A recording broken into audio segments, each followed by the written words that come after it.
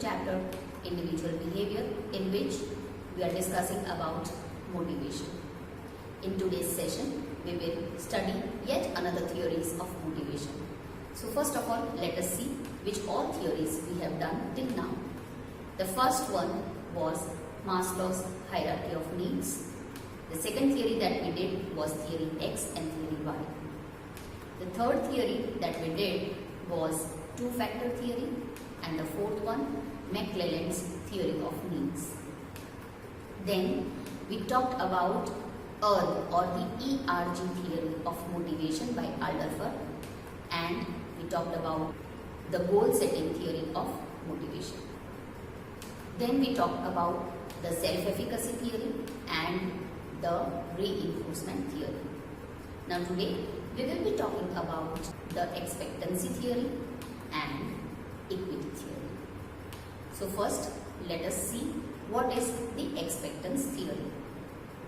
Now this theory believes that the strength of the tendency to act in a particular manner depends on the strength of the expectation of an outcome from the efforts, and also how attractive those outcomes will be for the individual. So that means that it develops three different relationships, which are the effort-performance relationship. That means that when an individual feels that if I put this much amount of effort, then I will be able to do this much amount of performance, or I will be able to show this much amount of performance. Or in other words, when an individual thinks that I will be able to perform a particular task when I put in X amount of efforts. So the first is the relationship between the effort and the performance. When a person knows that through X amount of effort that person will be able to perform this task, then that person is motivated, or that person is inclined towards behaving in that manner. The second relationship that is developed in this theory is the performance versus the outcome. So here an individual feels that if I show this much of performance, then this will be the outcome, or the result of that performance will be this. When a person thinks this, then again the person is motivated with this relationship between the performance and the result. If the person will not be able to achieve that much result or outcome, then the person will have to put more efforts to perform well. The third relationship that is developed in this theory is outcome versus reward. So here an individual thinks that if I put X amount of effort, I will be able to perform so much, and that performance will lead to a certain kind of result. Now, will that result or outcome give a reward to that person, or is that outcome desirable for that person? That will decide whether the person will be motivated or whether the person will put efforts or not. Now, desirable outcomes means they all relate to an individual's goals. Now, let us understand all these three relationships with an example.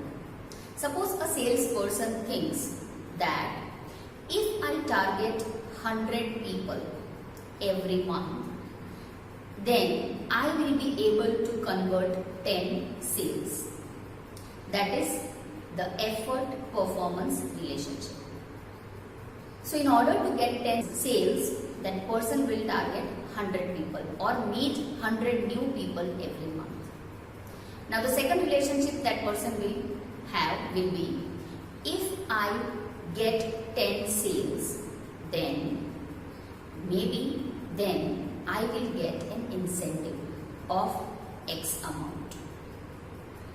And the third relationship is that if I get an X amount of incentive, then I can fulfill my personal dreams, or this X amount is really desirable for me. So if this is the case, then the person will put an effort to meet 100 new people every month. So this is how expectancy theory works upon three relationships of effort performance, performance outcome, and outcome and desirable rewards. Now the next theory that we are going to talk about is the equity theory. Now this equity theory is a very interesting theory. Your employees perceive their effort outcome ratio and compare it with others.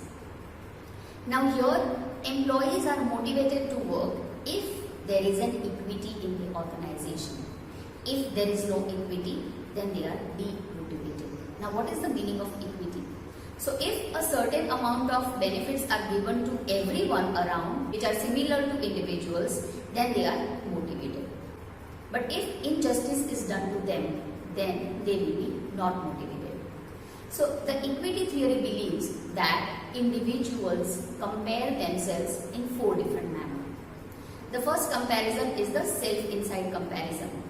Here the individual compares one's own experience within the organization at different situations. So the person will compare one's benefits in a present situation with one which that person must have got in the past. And if there is equity, then the person is satisfied. The second comparison is self-outside comparison. The self-outside experience talks about an individual's own experience outside the organization. For example, if an employee was given more benefits in the past organization, or if other organizations give them more importance or regard them with respect, then the person will be demotivated. So here the person tries to compare one's own expectations, one's own experience outside the organization with that within the organization, and then the person will make the decision. The third kind of comparison is other inside. That means here the employee tries to compare one's experience with other people inside the organization. So if other people are given more benefits than them, then they will be dissatisfied. And the last comparison that happens in the minds of individuals in organization is other outside.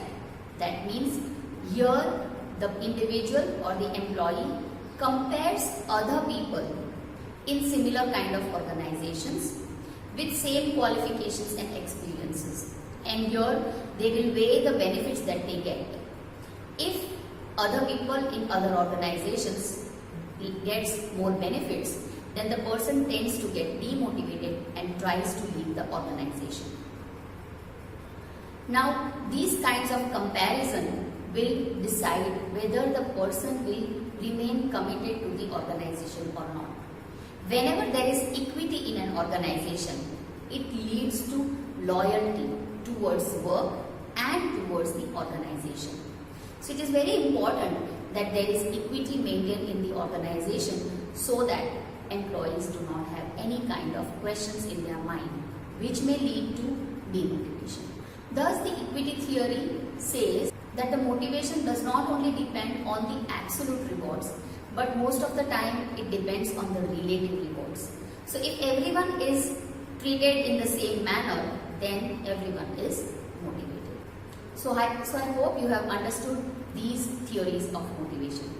Now let us see what are the effects on motivation, or how does motivation affect the organization. So when people are motivated, employees are more productive. Their performance is better. They work enthusiastically. Secondly, decision making and practical expectations are there. People involve themselves into decision making.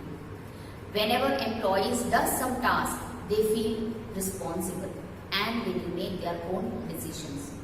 Also, their expectation on goal achievement is high, and which results in all the goals, which results in achievement of all goals.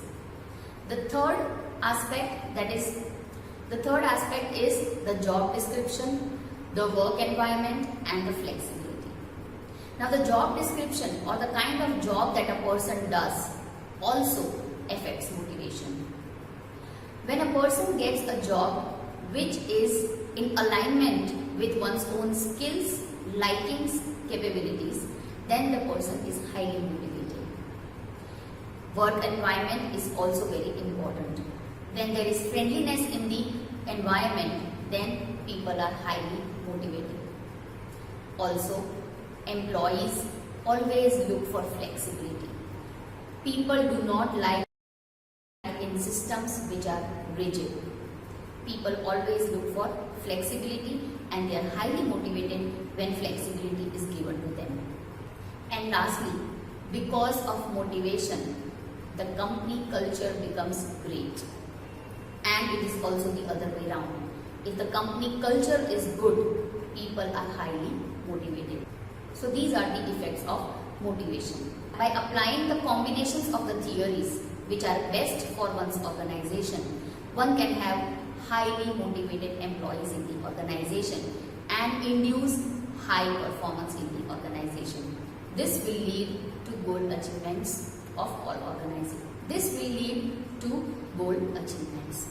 So I hope you have understood the concept of motivation. Thank you.